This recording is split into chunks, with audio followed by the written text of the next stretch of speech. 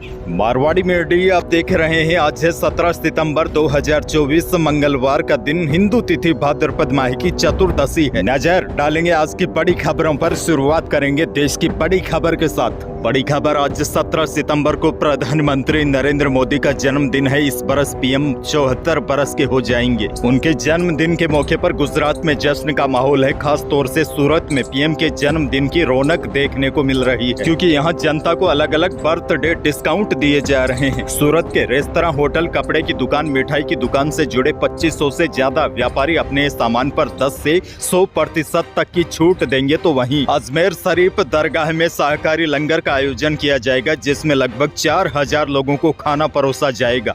यह आयोजन अजमेर दरगाह प्रशासन द्वारा किया जा रहा है। आगे बढ़ते हैं। अपने जन्मदिन से पहले पीएम मोदी ने बड़ा ऐलान किया है। पीएम मोदी ने गांधीनगर में कहा है, भारत में हम 7 करोड़ घर बना रहे हैं। यह दुनिया के कई देशों की आबादी से भी ज्यादा है। पीएम मोदी बोले, हम अपने पहले 2 टर्म में 4 करोड़ घर बना चुके हैं और अब तीसरे टर्म में 3 करोड़ घर बनाने का काम भी शुरू कर दिया है। पीएम मोदी ने आगे कहा, आने वाले समय में भारत 31,000 मेगावाट बिजली का उत्पादन करने वाला है। वहीं पीएम मोदी ने अपने जन्मदिन से एक दिन पहले ही गुजरात वासियों को देश की पहली नमो भारत रैपिड ट्रेन की सौगात दी है। बड़ी खबर आपको ये भी दे दूं, केंद्र सरकार ने वंदे भारत मेट्रो ट्रेन का नाम बदल दिया है। अहमदाबाद और भुज के बीच चलने वाली पहली वंदे भारत मेट्रो ट्रेन को हरी झंडी दिखाने से पहले इसका नाम बदलकर नमो भारत रैपिड रेल कर दिया है। बहरहाल आगे बढ़ेंगे। देश की एक और बड़ी खबर, जम्मू कश्मीर के लिए कांग्रेस ने सोमवार शाम मैनिफेस्टो जारी कर दिया है।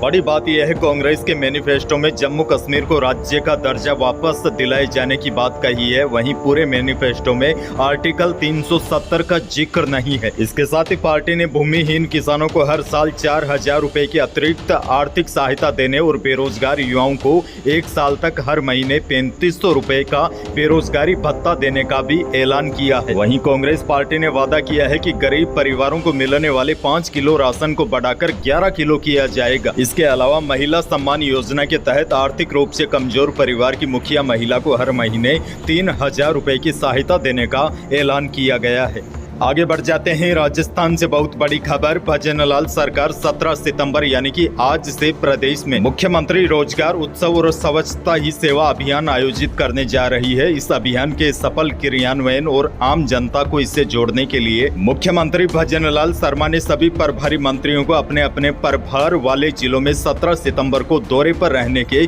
निर्देश दिए हैं। इस दौरान मंत्री अपने प्रभार वाले जिले में आयोजित होने वाले मुख्यमंत्री रोजगार उत्सव और स्वच्छता ही सेवा के कार्यक्रमों में भाग लेंगे। इसके साथ ही प्रदेश में हुई तेज बारिश से प्रभावित क्षेत्रों का दौरा भी कर पीड़ित परिवारों की सहायता उपलब्ध करवाएंगे।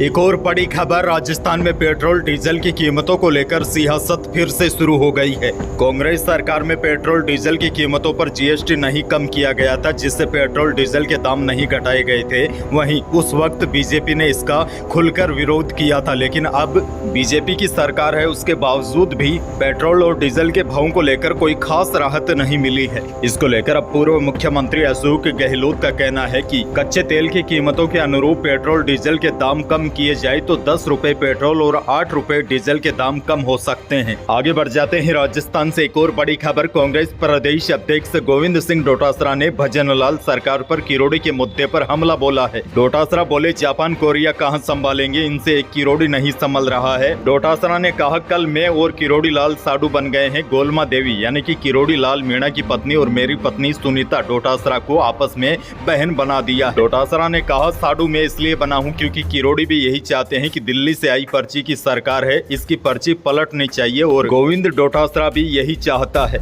आगे बढ़ते हैं। नागौर से बड़ी खबर, पूर्व विधायक रिचपाल मिर्दा अपने बयानों की वजह से हमेशा चर्चा में रहते हैं। एक बार फिर रिचपाल मिर्दा ने रविवार को खींवसर में संगठन की बैठक के बाद हनुमान बेनीवाल पर निशाना साधा। उन्होंने कहा कि अगर इस बार हनुमान बेनीवाल जीत गए तो अमर बकरा हो जाएंगे। रिचपाल मिर्दा ने हनुमान बेनीवाल को अमर बकरे की उपाधि दी। हालांकि इस पर तुरंत हनुमान इमरान बेनीवाल ने प्रतिक्रिया देते हुए कहा कि मिर्धा की तबीयत आजकल ठीक नहीं रहती है। आपको बता दूं, रिचपाल मिर्धा ने कहा था कि जनता से कहना चाहता हूं कि अब की बार नहीं हारे तो वह अमर बकरा हो जाएंगे। अमर बकरा बाजार में फिरता है, उसके कानों में सुनार से लाकर कुड़की पहनाई जाती है। ये कुड़की पहनाना जनता का काम है, कुड़की पहनाकर छोड़ना हमारे हाथ में नहीं है। आपको बता दूं, रिचपाल मिर्धा विवादित बयानों के कारण हमेशा चर्चा में रहे हैं। बहरहाल आगे बढ़ते हैं, एक और बड़ी खबर। केंद्रीय माध्यमिक शिक्षा बोर्ड यानी कि सीबीएसई ने 27 स्कूलों को नोटिस दिया है। दरअसल इन स्कूलों में हाजिरी रजिस्टर में गड़बड़ी पाई गई थी, वहीं एडमिशन ज्यादा दिखाई गए थे, लेकिन जांच में क्लासेज में उतने छात्र मिले ही नहीं। इसे लेकर सीबीएसई सचिव ने दिल्ली की 22 और राजस्थान अजमेर रीजन की 5 स्कूलों से जवाब मांगा है। इसमें कोटा की 3 और सीकर की 2 नामी स्कूलें भी शामिल है। निरीक्षण के दौरान इन स्कूलों में कई प्रकार की गड़बड़ियां मिली। खैर आगे बढ़ जाते हैं, बड़ी खबर। पिछले कुछ दिनों से राजस्थान के कई इलाकों में खूनी जानवरों का आतंक छाया हुआ है। इसके चलते ग्रामीणों में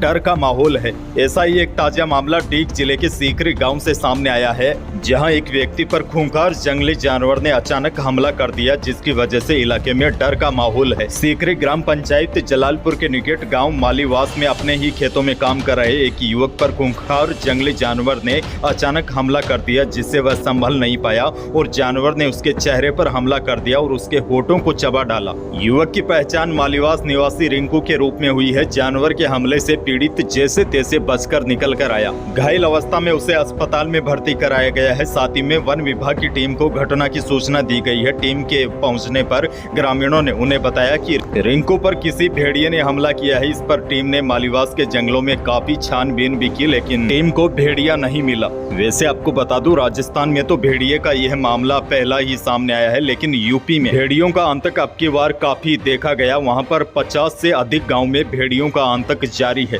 वहाँ के लोग करीब 2 महीनों से डर के साए में जी रहे हैं, क्योंकि आदमखोर भेड़िए ने करीब 10 से अधिक लोगों को अपना शिकार बना चुके हैं। आगे बढ़ते हैं, बड़ी खबर। भारत पाकिस्तान इंटरनेशनल बॉर्डर से करीब 100 किलोमीटर दूर बाड़मेर के एक खेत में एरोप्लेन की शेप में पाकिस्तान लिखा हुआ गुब्बारा मिलने से सनसनी फैल गई। ग्रामीणों ने पुलिस व प्रशासन को सूचना दी। सूचना पर ग्रामीण थाना पुलिस व सेना के अधिकारी मौके पर पहुंचे।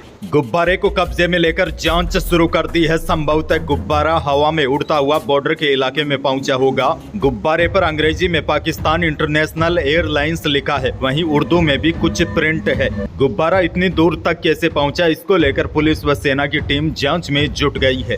आगे बढ़ते हैं, जैसलमेर से बड़ी खबर। भारतीय वायुसेना की सूर्य किरण एरोबेटिक टीम ने सोमवार को जैसलमेर के देदानसर मैदान में करतब दिखाई। सूर्य किरण एरोबेटिक शो में आसमान में होक विमानों की कलाबाजी देख लोग हैरान रह गए। 3-3 के सेट में एक के बाद एक उड़ान भरते हुए विमानों ने आसमान में धुएं से तिरंगा बनाया।